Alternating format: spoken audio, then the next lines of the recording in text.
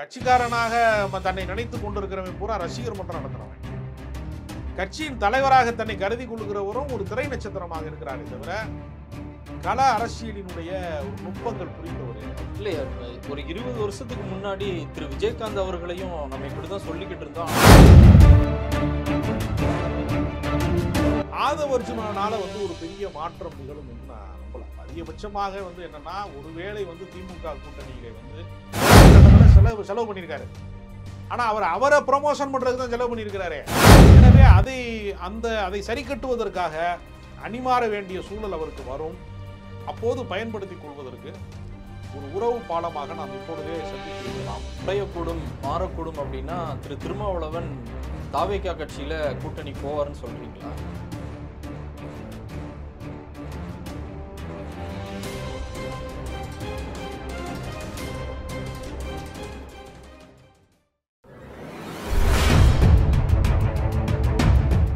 மாற்றுக்குரல் நேயர்கள் அனைவருக்கும் வணக்கம்.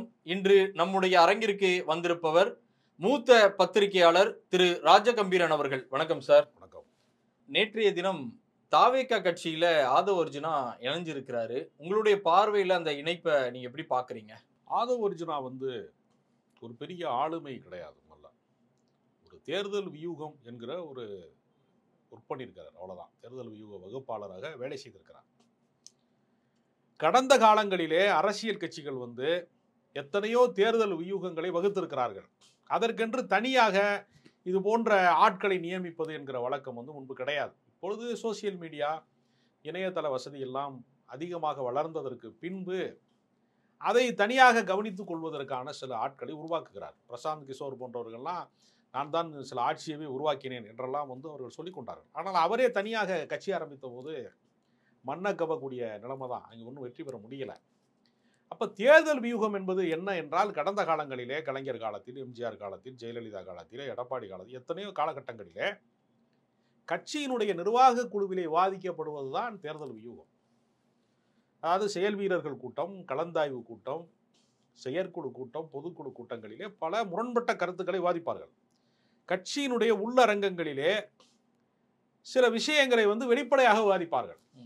இப்போ ஏன் தேர்தல் வியூகம் என்பது தோன்றுச்சுன்னா, ஒரு மாவட்ட செயலாளருக்கு மாற்று கருத்தையே சொல்லாமல் இருப்பது, ஒரு மந்திரியை ஜால்ரா அடிக்கிறது, தலைவரை புகழ்றது என்று இன்றைக்கு அல்லக்கைகளுடைய எண்ணிக்கை அதிகமாகிற போது உண்மைகளை சொல்லாமல் இந்த பகுதியில் ஓட்டு விழுகாதுன்னா தலைவருக்கு தெரிஞ்ச சங்கடப்படுவார், கோச்சிக்குருவார்.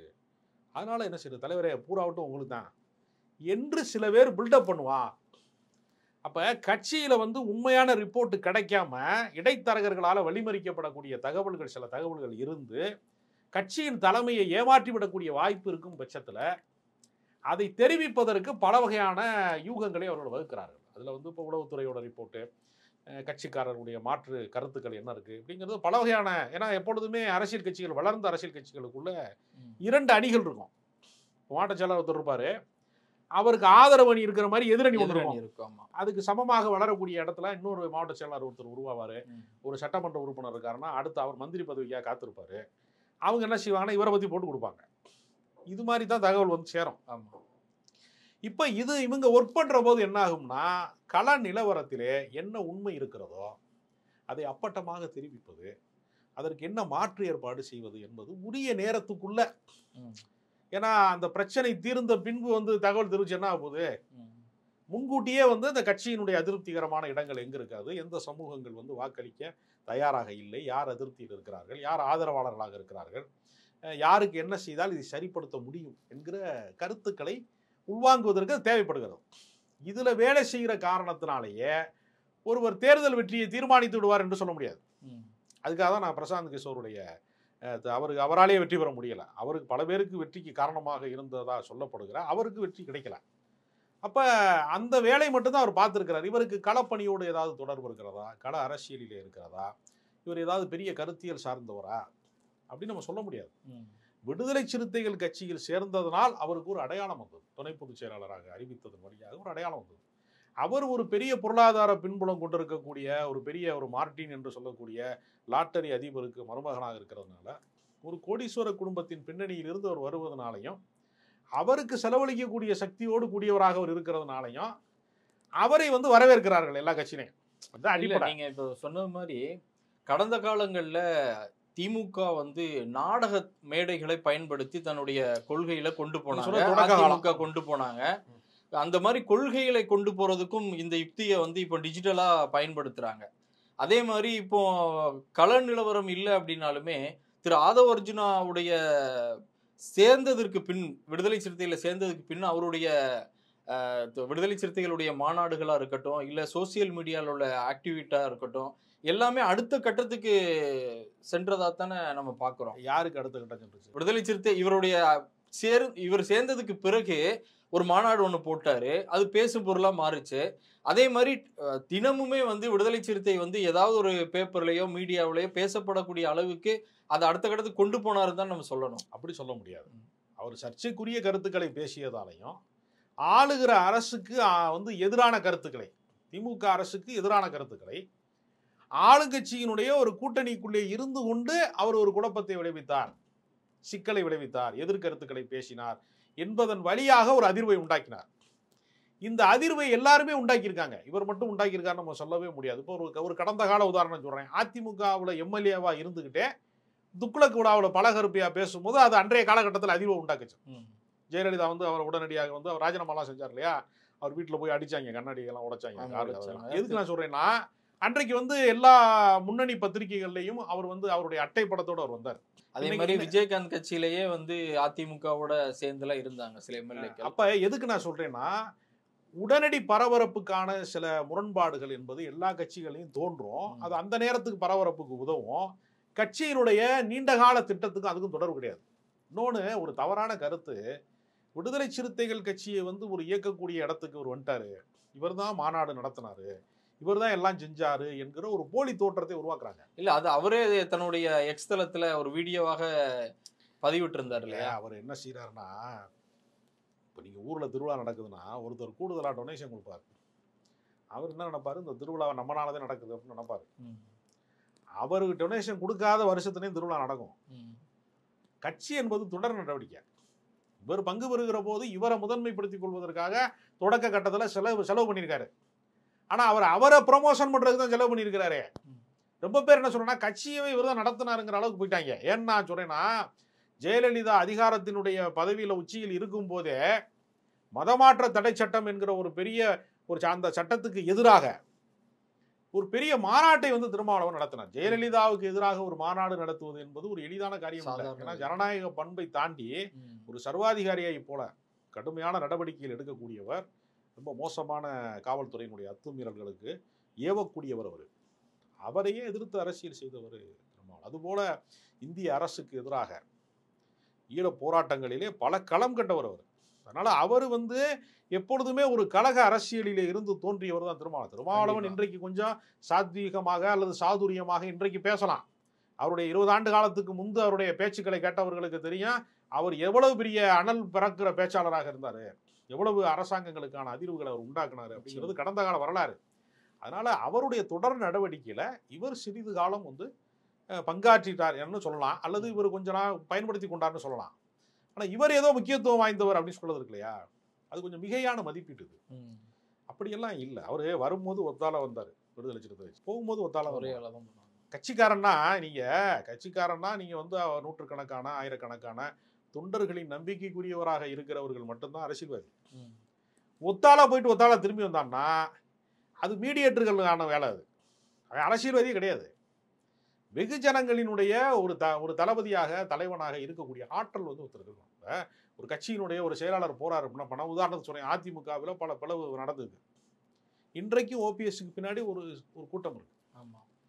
இன்றைக்கும் டிடிவி தினகரனுக்கு பின்னாடி ஒரு கூட்டம் இருக்கிறது. ஏன் சசிகலாவுக்கு பின்னாடி கூட கூட்டம் இருக்கு. அது வெல்லுகிற கூட்டமா வேணா இல்லாம இருக்கலாம், ஆனால் ஆதரவாளர்கள் என்று அணி என்று கொஞ்சம் இருக்கு. தனக்குன்னு அணியே இல்லாதவங்க இருக்கிறாங்களா, தனக்கென்று ஆதரவாளர்கள் அப்படின்னா அரசியல் ரீதியாக அவர்கள் பெரிய தாக்கத்தை உருவாக்க முடியாது. அவர்கள் வந்து ஒரு தந்திரசாலிகளாக சில காரியங்களை சாதிக்கக்கூடியவர்களாக இருப்பாங்களே தவிர. இப்போ நிர்மல்குமார்னு ஒருத்தர் வந்து சேர்றாரு ஏடிஎம்கே, அவர் ஒத்தால தான் வர்றாரு. இப்போ இவங்களுக்கெல்லாம் என்ன திட்டம் இருக்கக்கூடும்னா, விஜயினுடைய வாக்கு வங்கியை திமுகவுக்கு எதிராக திருப்புவதற்கு ஒரு அணியை திரட்ட வேண்டிய சிக்கல் இருக்கிறது. திமுக வந்து இன்னைக்கு வந்து ஒரு வலிமையான கூட்டணியில மீண்டும் வெற்றி பெறுவதற்கான சாத்தியங்களோடு இருக்கு. அப்ப அந்த இரும்பு கோட்டையை உடைப்பதற்கு விஜயை ஒரு துருப்பு சீட்டாக பயன்படுத்தணும் என்பதற்காக அதிமுகவே கூட நிர்மலை வந்து அனுப்பியிருக்கலாம். அவராக வந்து சேர்ந்தார். ஏன்னா அவர் எதுவும் முரண்பாடு இருந்து கட்சியை விட்டு நீக்கப்பட்டாரு, ஆதவ அர்ஜுனா மாதிரி இடைநீக்கம் செய்யப்பட்டாரு, சர்ச்சைக்குரியவராக இருந்து அவர் வரல. இல்ல சட்டமே இல்லாம வர்றாரு அவரு. இல்ல கடந்த காலம் அவருடைய அமமுக முன்னேற்ற கழகம் டு பாஜக, பாஜக டு அதிமுக எல்லாமே சத்தமே இல்லாம தானே போனாரு. இல்ல பாஜகவில் அவருக்கு நிறைய சர்ச்சைகள் இருந்தது, நிறைய போலி வீடியோக்கள் பண்ண, அவர் மீது நிறைய அதிருப்திகரமான கருத்துக்கள் கூட இருந்தது. இப்போ வந்து அவர் ஒரு வேளை கூட்டணிக்கு வந்து ஒத்திகை பார்ப்பதற்காக கூட ஆதவ அர்ஜுனாவோ அல்லது வந்து நிர்மல் குமார் போன்றவர்களோ கூட வேறு உள்நோக்கங்களுக்காக கூட விஜய் கட்சியில வந்து சேருவதற்கான சாத்தியம் இருக்கு. ஏன்னா விஜய் கட்சிங்கிறது என்னை பொறுத்தவரையில என்னன்னா, அங்க இருக்கிற யாருக்குமே முழுமையாக அரசியல் தெரியாது, கருத்தியலாகவும் முழுமையாக தெரியாது, கள அரசியலும் தெரியாது. கட்சிக்காரனாக தன்னை நினைத்து கொண்டிருக்கிறவன் பூரா ரசிகர் மன்றம் நடத்துறவன், கட்சியின் தலைவராக தன்னை கருதி கொள்ளுகிறவரும் ஒரு திரை நட்சத்திரமாக இருக்கிறாரே தவிர கள அரசியலினுடைய ஒரு நுட்பங்கள் புரிந்தவர், அரசியலினுடைய மறுபக்கம் புரிந்தவர் என்று அவரை சொல்ல முடியாது. இல்லையா, ஒரு 20 வருஷத்துக்கு முன்னாடி திரு விஜயகாந்த் அவர்களையும் நம்ம இப்படிதான் சொல்லிக்கிட்டு இருந்தோம். ஆனா அவர் முதல் தேர்தலையே வந்து 8% வாக்குக்கு மேல வாங்கியிருக்கிறாரு. அவரும் ஒரு நடிகராக விஜயகாந்தை வந்து கூத்தாடிகளாக சொல்லப்பட்ட காலகட்டத்தில் அவர் முதல் தேர்தலையே 8% வாக்கு வாங்கியிருக்காரு இல்லையா. இது நம்ம சாதாரணமா வந்து விஜய் இந்த மாதிரி நம்ம பார்க்க முடியாது இல்லையா. விஜயகாந்த் அவர்களுக்கு கள செயல்பாடு என்றால் என்ன என்று தெரியும். அதுக்கு பல காரணங்கள் இருக்குது. அவர் வந்து நடிகர் சங்க தலைவராக இருந்திருக்கிறாரு. அவர் வந்து ஷூட்டிங் ஸ்பாட்லேயே கூட நீங்கள் பார்த்தீங்கன்னா அவர் வந்து ஒரு தன்னை முழுமையாக நிராகரித்தவர்கள் இடத்துல இருந்து, தன்னை யாருமே ஒப்புக்கொள்ளாத இடத்துல இருந்து அவர் பயணத்தை, கலை பயணத்தை தொடங்கி அவர் பெரிய ஆளுமை செலுத்தியவர். விஜயகாந்துக்கு வந்து அரசியல் சாதுரியம் தான் இருக்காதே தவிர சக மனிதனுக்கு உதவுவது, சக மனிதர்களுடைய பிரச்சனைகளை தலையிடுவது, அதற்கு தன்னை ஒப்படைப்பதுங்கிறதுல ஒரு வேகமான ஆள். அவர் எந்த பிரச்சனை முன்னாடி வந்து நிற்பார், வேட்டியை மடிச்சு கட்டிட்டு வந்து நிற்பார். அது மாதிரி ஈழ போராட்டத்துக்கான ஆதரவு நிலைப்பாடு அப்பெல்லாம் கொஞ்சம் அவருக்கு உண்டு. இவர் வந்து எப்படின்னா சினிமா துறையில் இருக்கக்கூடிய ஒரு விஜய்னாலும் யாரோடையும் பெரிய அளவில் நட்பு கொள்ளாதவர். யாருக்காவது அவர் உதவி பண்ணியிருக்காரான்னு கேட்டால் அதெல்லாம் உதவியே பண்ண மாட்டார். அவர் எப்படின்னா தன்னை தனிமைப்படுத்தி கொள்ளக்கூடிய ஒரு விஜய். சக கலைஞர்களுடைய அவர் அதிகமாக பேச மாட்டார். விஜய் வந்து பேசி பழகி நண்பர்கள் வட்டம் அப்படியே கூட இல்லை உதவி பண்ண மாட்டாருங்கிறீங்க. ஆனால் வந்து அவருடைய சினிமா துறையிலேயே எடிட்டர் சங்கத்துக்கு சில வருடத்துக்கு முன்னாடி உதவி செஞ்சிருக்கிறாரு திரு விஜய் அவர்கள். அதுக்கு முன்னாடி சில ஏழைகளுக்கு இலவச திருமணம் வந்து நடத்தி வச்சிருக்கிறார்ன்ற ஒரு செய்திகள்லாம் வந்துச்சு. ஈழ பிரச்சனைக்குமே அன்னைக்குமே வந்து 2008 காலகட்டத்தில் ஈழ மக்களுக்காக இதே சேப்பாக்கத்தில் உண்ணாவிரதம் அவர் இருந்தார். அவர் நடிகர் சங்கம் இல்லாமல் அவருடைய ரசிகர் மன்றம் சார்பாக உண்ணாவிரதம் இருந்தார். அப்போ 2008 இருந்தே நீங்கள் சொன்னது மாதிரி ஈழ மக்களுக்காக குரல் கொடுத்தவர், ஏழை மக்களுக்காக உதவி செஞ்சிருக்கிறான்ற செய்தித்தாள்கள்லாம் நம்மள்கிட்ட இருக்கு.